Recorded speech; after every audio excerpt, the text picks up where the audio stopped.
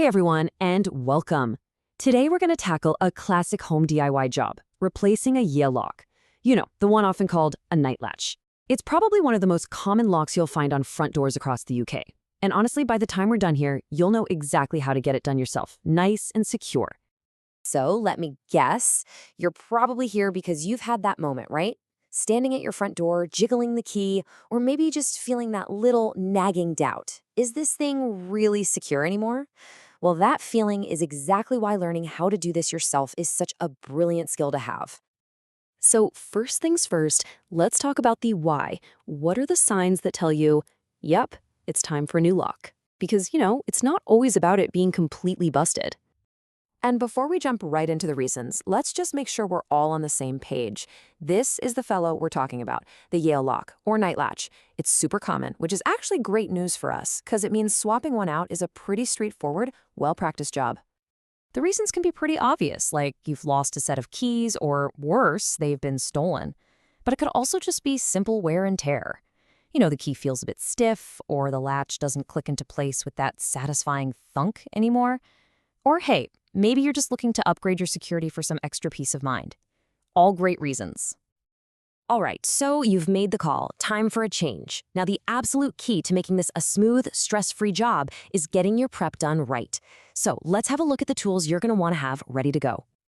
And the good news is the list is refreshingly simple. No crazy power tools needed here.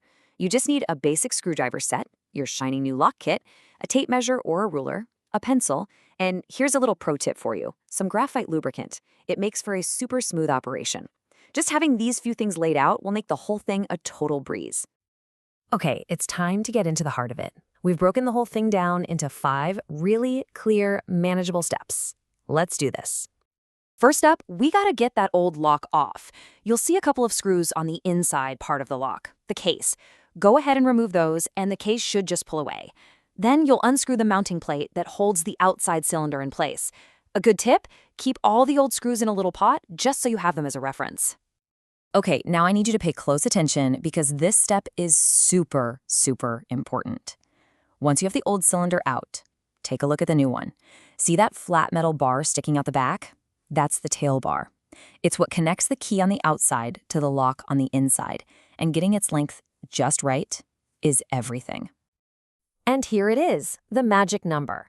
That little bar needs to stick out about 10 to 12 millimeters past the mounting plate. If it's too long, the lock just plain won't work. But don't panic. If yours is too long, you can very carefully trim it down to the right size using a fine saw. So, once that tail bar is the perfect length, it's time to install. Just push the new cylinder through the hole from the outside of your door. Now make sure the keyhole is standing straight up and down, perfectly vertical. Then you're going to secure it from the inside using that new mounting plate and the screws that came with it. Next up, we're working on the inside again. Take the main lock case and just slide it over that tail bar. Now look really closely at the back plate and the latch. You should see some small alignment arrows. I'm telling you, it is absolutely crucial that you get these to line up. Otherwise, the lock just won't work right.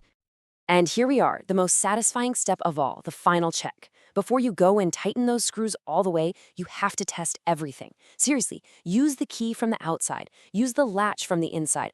Open the door, close the door. Does it lock smoothly? Does it pop open without a fight?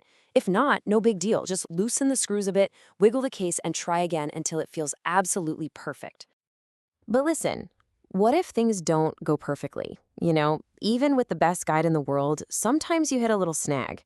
So it's really important to know when it might be time to call for a little backup. And this right here is fantastic advice. If the new lock still feels stiff or if something just doesn't feel right, there is zero shame in calling a locksmith. They'll sort it out in a flash. And what's more, they can even upgrade you to what's called a BS3621 rated lock. Now that might just sound like a bunch of letters and numbers, but what it means is it's a British standard lock that's been tested against things like drilling and picking. A lot of insurance companies actually require them, so it's a brilliant option for getting maximum security. So there you have it. The steps are pretty clear, and the whole process is definitely something you can manage. But the most important thing is having a secure front door that you feel totally confident in. Now that you've seen what's involved, the choice is all yours. DIY or call in a pro? What's your call?